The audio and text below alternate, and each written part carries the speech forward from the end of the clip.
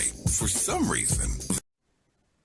A man in his 20s shot and killed 4 colleagues with a rifle at the bank where he worked in downtown Louisville, Kentucky this morning. 9 others were wounded in the attack, 3 of them critically. The suspect, who officials said was live streaming the rampage, was killed by the police after exchanging fire on the scene.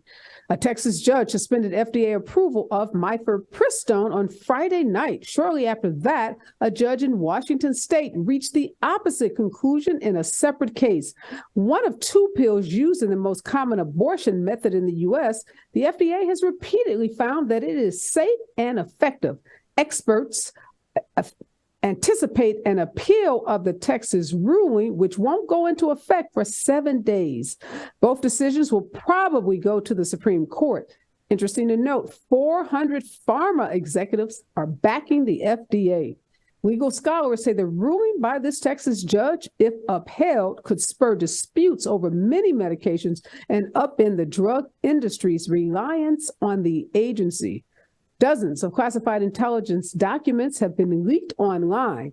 The files started surfacing last week. They appear to come at least in part from the Pentagon. They show how the U.S. spies on both allies and adversaries. The files have sensitive information on Ukraine, Israel, China, and others. DeSantis, that's Ron DeSantis, the governor of Florida, is pushing one of the toughest immigration laws in the nation. The Florida governor is seeking to penalize those who aid undocumented immigrants and to track the cost for providing them with health care. A special grand jury in Akron, Ohio, will begin hearing evidence this week to determine whether charges should be filed against 8 officers who shot Jayland Walker following an attempted traffic stop and chase that happened on June 27th.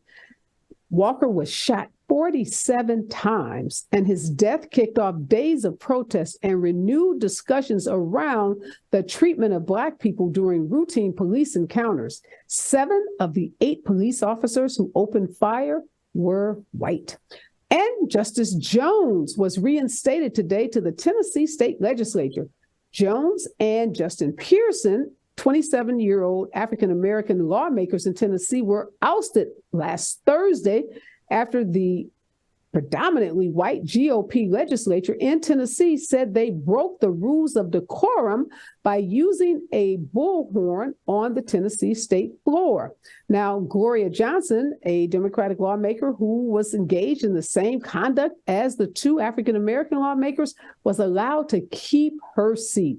The vice president flew to Tennessee before the weekend to talk to the lawmakers and to deliver a very powerful speech calling out the racism that was on full display by the Tennessee GOP. We are expecting Justin Pearson to be reinstated on Wednesday after a vote by the Shelby commissioners. That's in Memphis. Those commissioners are going to meet on Wednesday, and hopefully Justin Pearson will join his colleague Justin Jones. These 2 guys have become overnight Democratic heroes. So lots to watch and to see as their careers continue. This is Areva Martin in real time, and I'm your host, Areva Martin. This is your one-stop destination for today's trending news, expert analysis, and my unfiltered opinions. This is our second hour, and I'm so excited in this hour today. I have my expert legal panel here.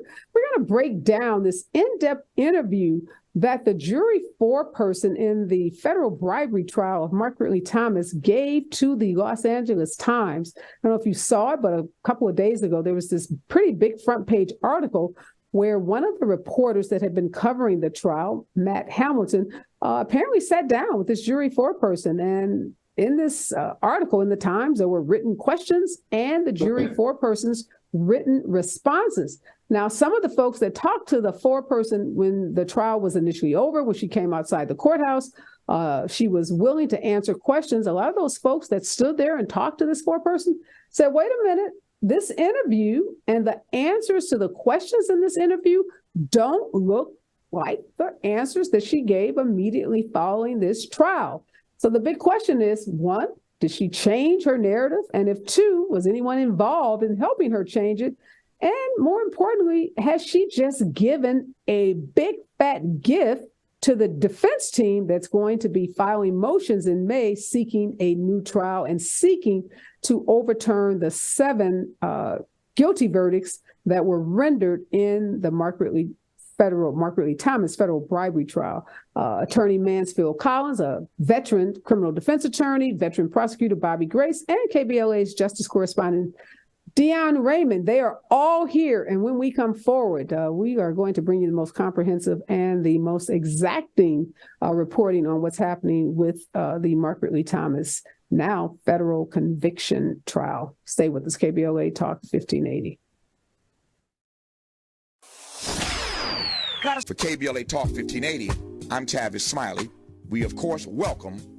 All right, I'm back, and I'm joined in this segment, or this entire hour, really, with by Justice Correspondent, KBLA Justice Correspondent Dion Raymond is here, federal criminal defense attorney Mansfield Collins, and veteran prosecutor Bobby Grace. Now, you've heard and seen all 3 of these lawyers on this program over the last couple of weeks as we were dissecting and bringing you wall-to-wall coverage of the federal bribery trial involving LA City Council member, former LA City Council member Mark Ridley-Thomas. He had been charged in a 19-count indictment for bribery related to allegations that he voted for certain contracts while he was a Los Angeles County Board of Supervisor member. And he voted for contracts for the University of Southern California's social work department. And in exchange, the dean of that department gave favors to his son, Sebastian Ridley-Thomas. The allegations were that he was actually given a professorship at the university, tuition at the university, and there was a contribution made to a nonprofit that Sebastian was associated with. Mark Ridley-Thomas was acquitted on 12 of those charges in that indictment, and he was actually found guilty on 7 of the charges.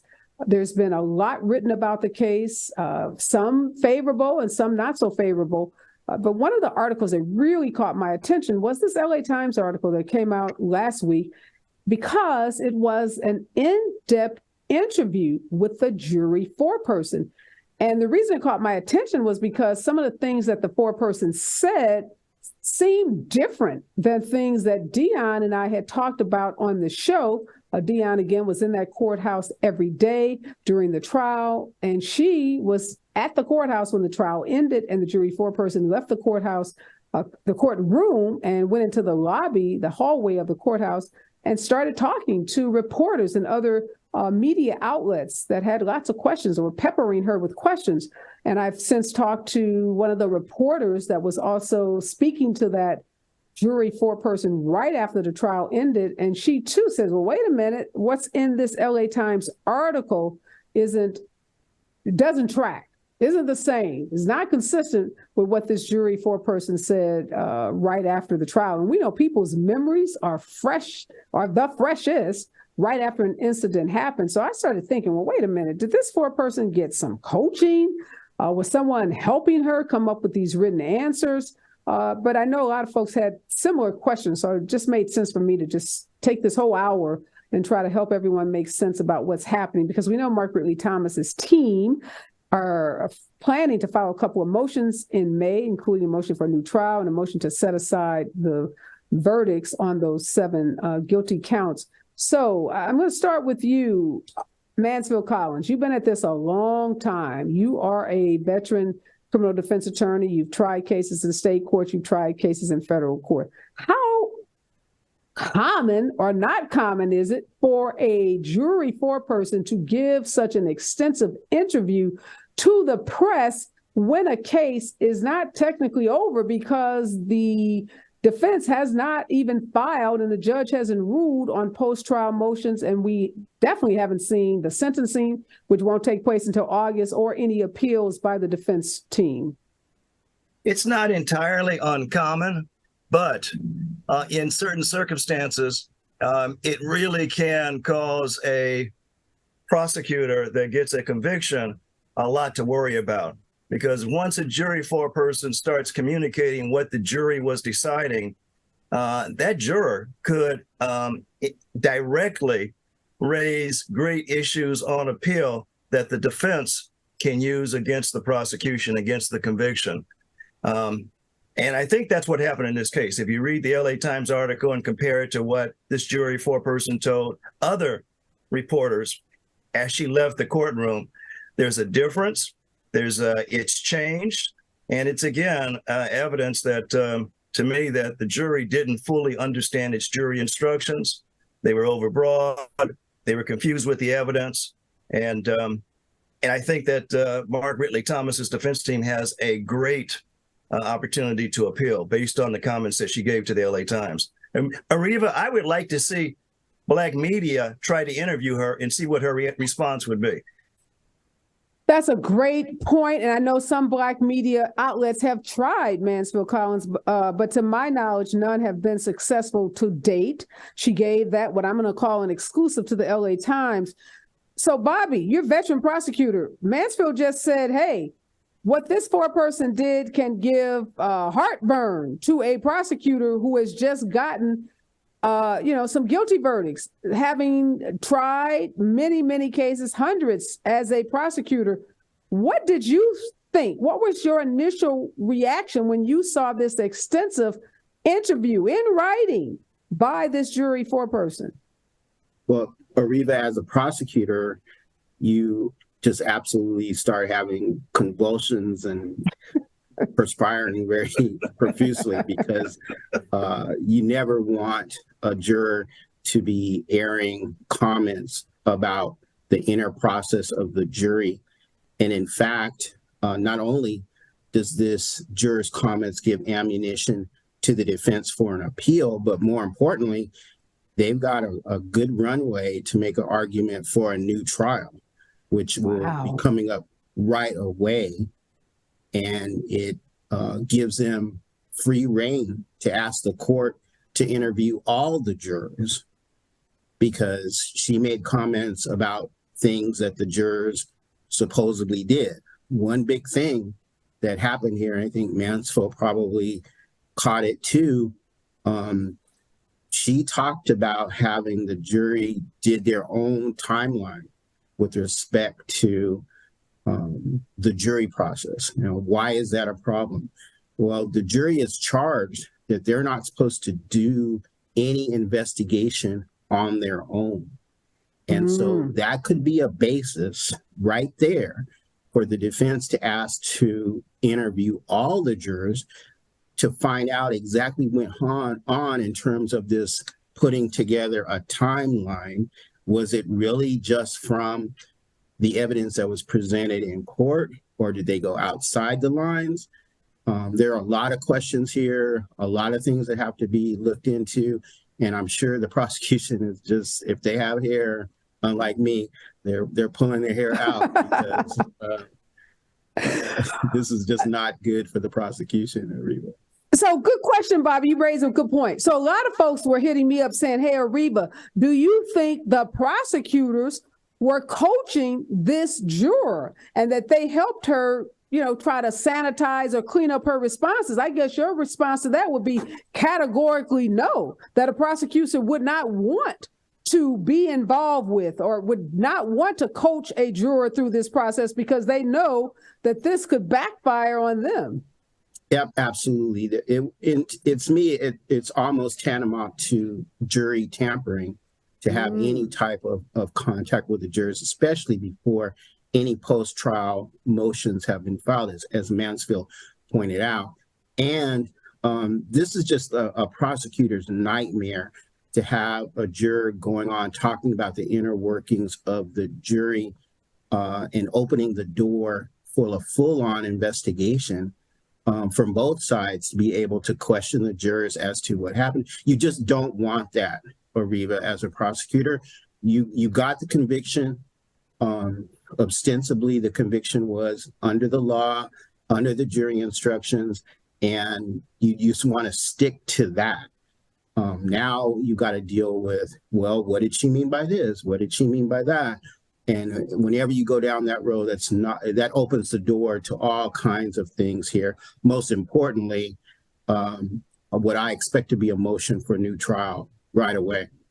Wow. So, Dion, you have the distinct privilege vis-a-vis all of us on this panel today, of having been outside that courtroom and having heard that foreperson walk outside that courthouse or the courtroom and start talking.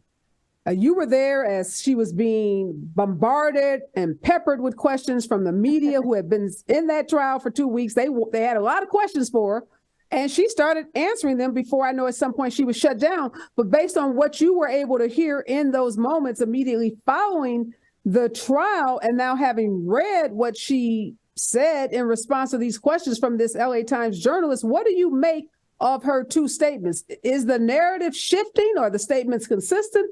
Inconsistent? Tell us what's the deal here, because it's a little troubling to me. And to me as well, Areva, what it feels like is witness rehabilitation. And in particular, because of some of the questions and headings are absolutely leading, which I find shocking for a journalist. And also certain comments where she says, I think some of the Mark Ridley-Thomas's friends and family that were asking me questions afterwards had a hard time comprehending, but not the jurors. I don't think that people outside there were necessarily having a hard time comprehending. They were asking her questions. And in particular, there were two journalists, Areva. These were not friends or community members. These were two particular journalists that were really pressing her, not to be hard-nosed, but really we were all trying to understand, well, what was the basis of the conviction for bribery? And she was clearly struggling, having a difficult time articulating the reason why. Yeah, I'm glad you brought that point up, because I found that condescending. So I'm thinking, I don't know who she's talking about, but all the folks I know who were sitting in that trial were lawyers, community people, journalists, all folks with education beyond high school, most beyond college, graduate degrees, esteemed, educated folks in this community. So I was like, girlfriend, who are you talking about? Not comprehending. We comprehend. But as you said, they were trying to understand what the process was. So, all right, Mansfield. Well, let me go back, Dion, before I get to you, Mansfield. Dion, did you find any inconsistencies? You called it witness rehabilitation. What was she trying to rehabilitate? I think she was trying to find a way to further clarify how they arrived at this guilty conviction. And when she spoke outside in the courtroom, what she said is that they did not find him guilty until they reached the allegations or the charges for honest services, mail, and wire fraud, and that they then worked their way backwards. And I was always wondering, Areva, when they were deliberating, if they don't find him guilty of bribery and conspiracy, how do you even reach wire fraud and mail fraud? And so that answered my question. They worked backwards. And then again, she goes on, as Bobby mentioned, this was very concerning, Areva, where she says that they had created a timeline. And also she said in this article, and they asked themselves, and can we prove this beyond a reasonable doubt? Beyond a reasonable doubt. I think this is further evidence in writing that they were clearly confused. Yeah, one of the things in the article, Mansfield, that caught my attention, several things, obviously, but one of the other things was she focused on this email. And Dion, you remember this email, we talked about it. Did it say act with dispatch? I want to make sure I'm quoting her correctly. Correct. So she said that email was like the linchpin for them, they interpreted that to mean, you do this for us. You, Mark Ridley-Thomas, is telling Marilyn Flynn, the dean, act with dispatch. That's the quid pro quo. That's the evidence of the bribery. What do you make of that? And is that being directed to me or to Dion? Yeah, to you, Mansfield. What do you make of that reliance, she said, on this email that said act with dispatch? I think that if that is the linchpin that establishes a corrupt purpose and an unlawful intent, a guilty mind, I don't know what planet she lives on. act with dispatch is so innocuous. It just simply means hurry. When does hurry mean corrupt purpose, corrupt intent, unlawful intent? No, I don't think that I think that was a weak basis for her to conclude that on the basis of that email, that established all of the elements necessary to prove corrupt purpose. I disagree with her conclusion, and I think that is another grounds for appeal. But let me just add one thing. When she insults Black media or African Americans, because it was African American media that were there outside the courtroom, and for her to say that they didn't comprehend, I think that's a reflection that she may have some racial bias that during voir dire was not able to be discovered. And that would be another ground for appeal or for further investigation of the jury. Yeah. So, Bobby, back to your prosecutor's nightmare. I love how you put that. If you have this situation that Mansfield and Dion have just described, where you have this foreperson making statements, one about how they got to the decision that could be flawed when you look at the jury instructions, but more importantly, giving statements in this article that are inconsistent. What is a judge to do with that? So if you said X outside of the courtroom, and some of those journalists have a recording of what she said, so it's not going to be hearsay. They actually have her on tape. And now they have this article where I guess they can bring in Matt Hamilton. I mean, there are lots of layers to this. What does a judge do with this information that, is contradictory? Well, as I said, Areva, what has to happen at this point is there's going to be a motion by the defense to interview the jurors. And she would be one of the people that gets interviewed. The jurors would get interviewed too, if they want to. Now, the judge on his own could bring back the jurors and ask that each of the jurors be questioned with respect to comments that this foreperson made, and was that really a reflection of their jury deliberations? Just because she said it in the media doesn't necessarily mean that it's true. A lot of people but she said that. Presumably, she's not going to get in the courtroom before the judge and say something different, right? So I suspect she's going to remain wed to her story. Would that be your impression? That's what's probably going to happen, and she's going to get grilled along with the other jurors as to the deliberation process. That's where the investigation is going to lie, and they want to know if the jury deliberation process was fair and that the instructions were followed. And let me ask you this, okay. Bobby. Let me ask you this. So she sticks to her story. 3 other jurors come in and say, oh, no, we didn't do that. That's not our process. We didn't create our own timeline. We didn't wait and start working backwards, as, she says, we did X, Y, Z. And what they describe as X, Y, Z is different than what she has now committed to in this article and what she presumably is going to remain committed to. So now the judge has contradictory statements by various jurors.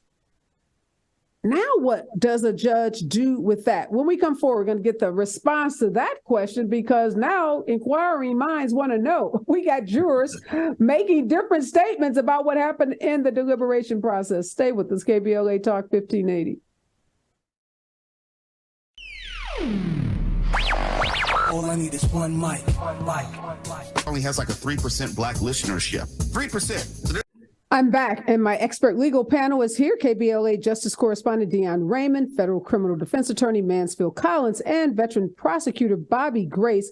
And we're talking about this just broad and wide-ranging interview that the jury foreperson in the Mark Ridley-Thomas federal bribery trial gave to the LA Times. One of the reporters who had been following the story wrote about the story back in 2018. Some journalists have questioned the kind of reporting that the LA Times has done throughout this trial. And then we get this big interview by the foreperson with this white journalist at the LA Times, even though some African-American journalists tried to talk with her after the trial. Not to say that she won't give an interview, but hopefully she will give an interview to the Black media as well. Veteran prosecutor Bobby Grace says that this interview is a prosecutor's nightmare. And before the break, we were talking about what Mark Ridley-Thomas was actually convicted of. He wasn't convicted based on some kind of quid pro quo, i.e. that the dean of the social work at USC gave his son, Sebastian, a job and a scholarship, and in return, USC got county contracts. But instead, this foreperson says this was all about, and the convictions tell us they were all about this $100,000 that was donated to USC by Mark Ridley-Thomas. He had an expert come on and say that the donation was legal, came from an account that it was legal. But the jury foreperson says they got hung up on this email where Mark Ridley-Thomas wrote to Marilyn Flynn saying, act with dispatch as it relates to the donation of this $100,000 to a nonprofit that Mark Ridley-Thomas's son, Sebastian, was involved in. And so that's the honest service charge. Mansfield, help us understand what honest service is, because I think people get bribery, they get the conspiracy, but when you start using this term, honest service, what does that mean? It's a little confusing for folks. It's confusing also to lawyers as well, because it contains all kinds of alleged criminal conduct or corrupt conduct. But in important part, it was designed to be used against public officials in the area of corruption involving elected officials. But in this particular case, I've never seen a case like this one on these facts that involved an application of honest services. Usually honest services does involve a kickback to a politician, a bribe that the politician receives, or a contract that the politician has a financial interest in. None of those factors, those are the traditional factors for honest services and corruption involving trials of public officials. None of that existed in the case against Mark Ridley-Thomas. Have you, Bobby, that's a great point, Mansfield. I want to ask Bobby, who's tried hundreds of cases, have you seen a conviction on honest services involving this kind of fact pattern where Mark Ridley-Thomas is getting nothing? He's not getting any money, as Mansfield said. He's not getting any personal benefit other than the alleged benefit, I guess, of not having his son be unemployed or, according to the prosecutors, maintaining the family's reputation. Areva, we don't have the equivalent of this honest services in state court. It would have been just straight bribery or conspiracy. I think what Mansfield's getting at is that the word honest services doesn't necessarily equate to illegal activity, right?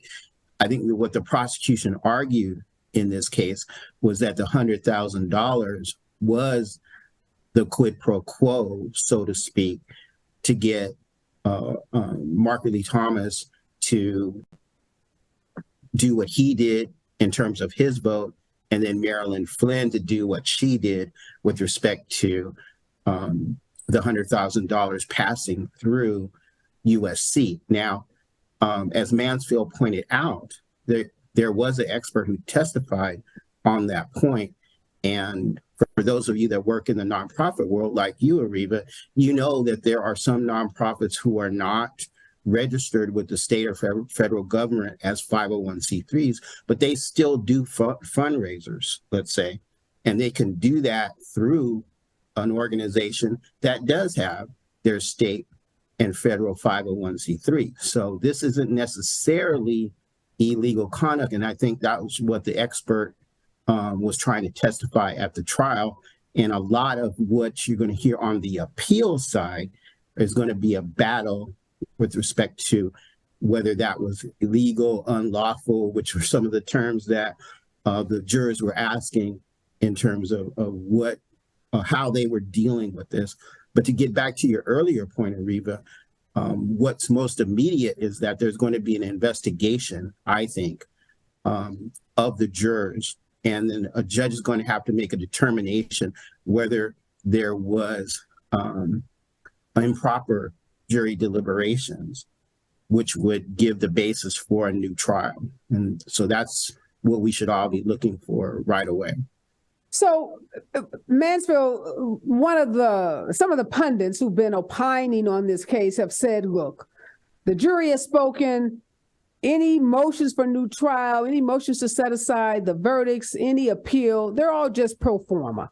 That once the jury has spoken, it is not likely that any appellate process or post-trial motions will be successful. What's your opinion on that, given the facts of this particular case? Well, that's why we have, as you know, Areva, that's why we have courts of appeals. Courts make mistakes. Juries make mistakes. Sometimes they don't follow the law that they're charged with following in their deliberations. And all we've seen since this verdict was announced is that a jury did not understand the charge, the instructions it was given. They did not follow the instructions that were given. They did their own little, interpretation of the law instead of listening to the instructions. And yes, I do think that, that as a result of all of that, this is just the beginning. This is not the end. And the Court of Appeals will probably have, the only problem with going to the Court of Appeals is that it takes time. The Court of Appeals process is usually a lengthy process. It may take 2 to 3 years. And so what we're hoping and what we're asking is for the community to support a call for the judge to allow Mark Ridley-Thomas to stay out on bail pending appeal. That's going to be an important decision that the judge will have to make. How likely, Mansfield, is something like that to happen? In your experience, in the decades that you've been practicing, how often do you see a judge allowing someone to remain out as the appeals process, as an appeal works its way through the court system? It's uncommon, but it does happen. But in this case, this juror's comments now creates a greater likelihood that there is a greater possibility that this judge could do that. And I don't know if that would come, and that would come after a motion for mistrial. So depending on how the motion for mistrial is developed, the judge could absolutely rule that she would allow Mark to remain out on bail pending the appeal. One of the things, Dion, that we saw in this wide-ranging interview was an effort for the foreperson to establish that they were not confused. Why did that issue of confusion become such a central part of that LA Times article? I think because of the KBLA editorial that has been playing, and one of the statements is that the jury apparently appeared to be confused. But even beyond that. But let me ask you this. So you were outside that court room in the hallway with that foreperson.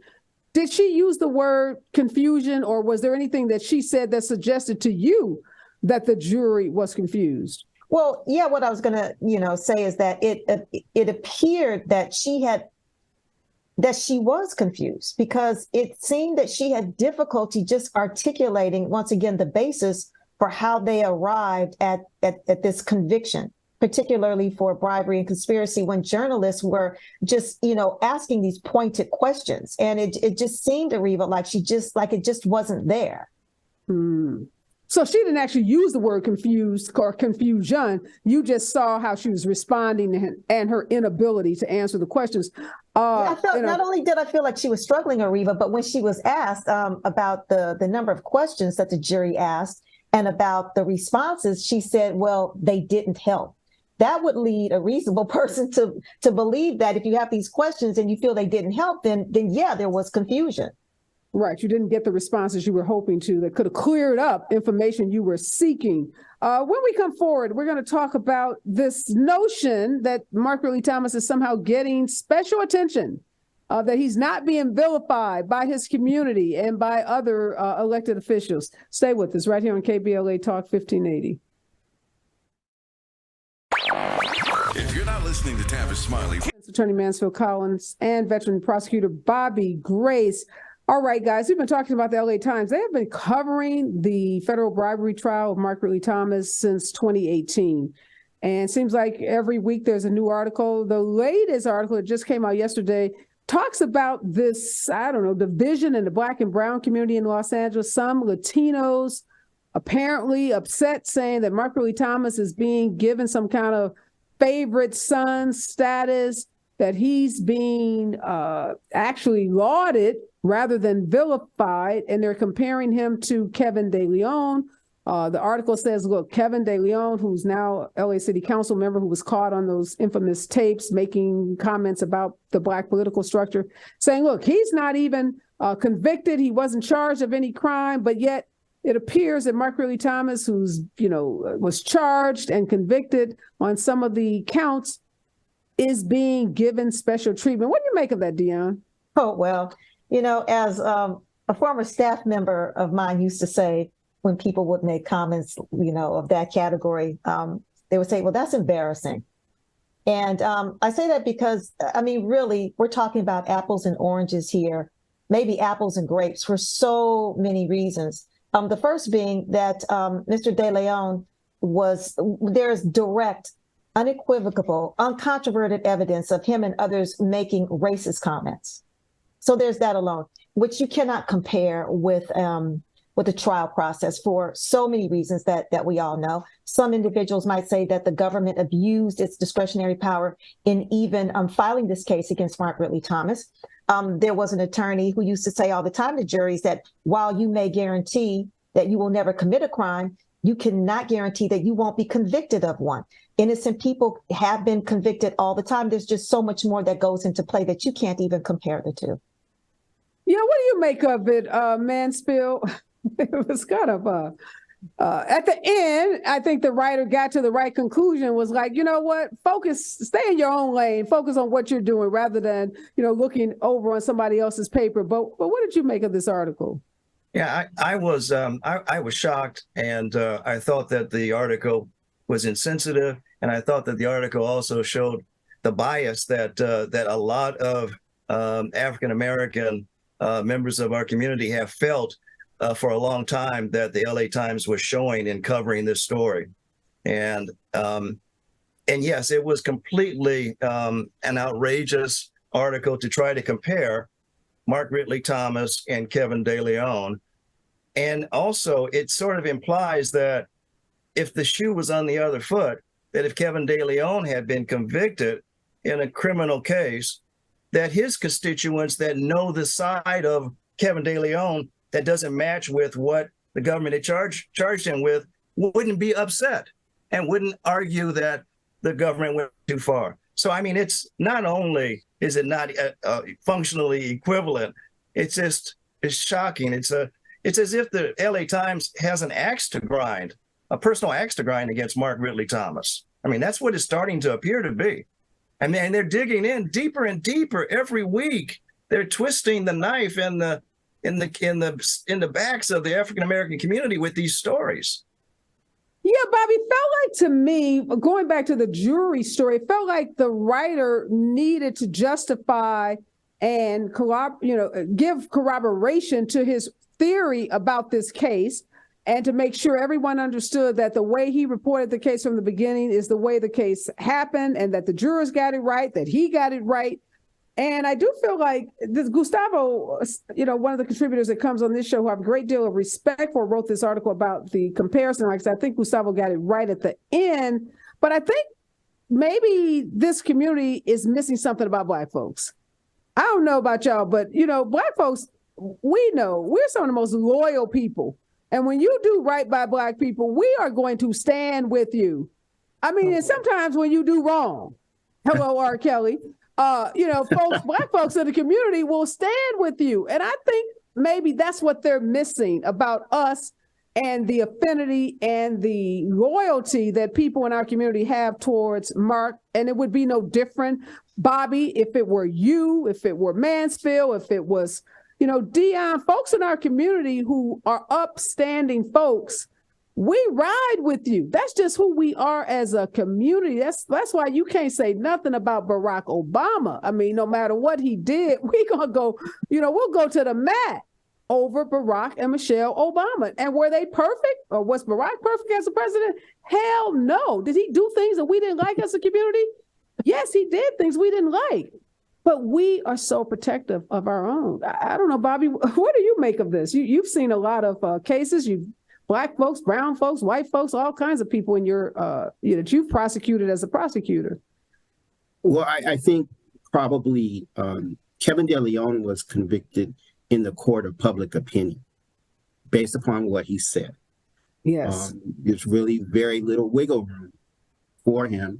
And that's how it's been playing out, both in the media and, out there in the public. And so he's got to really live with that.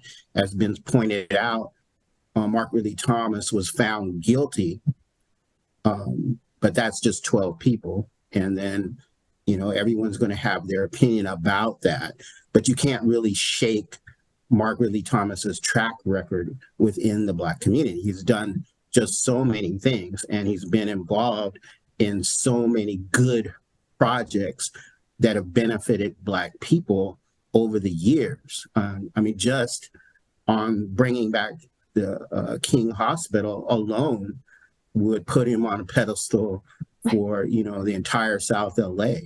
So I just think it's unfortunate that the Times would use an opinion column like this to raise what I feel to be a false equivalency and to kind of create confusion or resentment between the Black community and the Latino community where it doesn't really need to be. These are two very separate issues, two very separate things. Kevin De Leon made his own bed. He's got to lie in it. And Mark Ridley-Thomas has a lot of goodwill that he's been built up over decades. And it's just not the work that he's done, Bobby. I think it's important to note Mark Ridley-Thomas's reputation. People that have dealt with him know that Mark Ridley-Thomas was one of the most careful politicians in this town. He just was like, no nonsense, no drama, no mess, above board, dot the I's, cross the T's, and that means something to people. So if your reputation is that you are a person of integrity, we recognize that we do have a justice system that is a dual system that treats African Americans and Latinos and other folks different, and that, yes, as lawyers, we all are officers of the court, and we respect the judicial process. We respect the court system, but we also know that the court system sometimes does get it wrong. That's why we have, as Mansfield pointed out, this appellate process, because lower courts and juries sometimes get it wrong. So we can both respect the system and challenge the system. And I'm sorry, Latino community or whomever that are upset because we are supporting Mark Ridley-Thomas. He has earned it. We are not naive. We're all thinking people, and we wouldn't throw our support behind someone unless they had earned it. And I agree with you, Bobby. This is just trying to drive a wedge between the Black and brown community in an unnecessary way. We are trying to heal from that tape with Nuri Martinez and Kevin De Leon and that labor leader. We're trying to heal from that. And we have too many points of intersection, too many points of commonality, too many things as a community that we are working on together. We need to stay focused on the true enemy here. We saw it in Tennessee with the ouster of those two African-American lawmakers. If we're going to throw darts, let's throw darts at that GOP that ousted those two Black men. We don't need to have this internal fight between Black and brown people. We're on the same page. We should be on the same page. We're on the same team. We're trying to get to the place where we can see our commonalities, and they are far greater than our differences. I want to thank all of you. Expert analysis. Last question, quick, just rapid fire round. Give me your prediction. Is this judge going to grant a new trial? What say you, Dion? No. Mansfield. 50-50. All right, Bobby, where are you? New trial, yes or no? 50-50. I think this is one where you really, really have to stay tuned and see what happens. I love it. That's a good promo for Areva Martin in Real Time by Bobby Gray. Stay tuned because the best lawyers in this town will be back as we analyze what happens and watch what happens with this motion for a new trial. Right here on KBLA, we have brought you the most comprehensive coverage of the Mark Ridley-Thomas federal bribery trial, and it's not over. As my experts have said, it is just beginning, and we're in phase 2, and we will continue to bring you the latest updates and news and developments in phase 2. Again, thanks, guys. Thanks, Dion. Thanks, Mansfield. Thanks, Bobby. The next voice that you hear will be Robin Ayers with the Raw Report. You want to follow this conversation, follow me on all social media platforms at Areva Martin. KBLA Talk 1580. mightier than the sword. They say the pen is mightier than the sword. At KBLA Talk 1580, we not only have a lot to talk about, we have a lot to write about. Politics, relationships, business, empowerment, and culture. The all-star roster at KBLA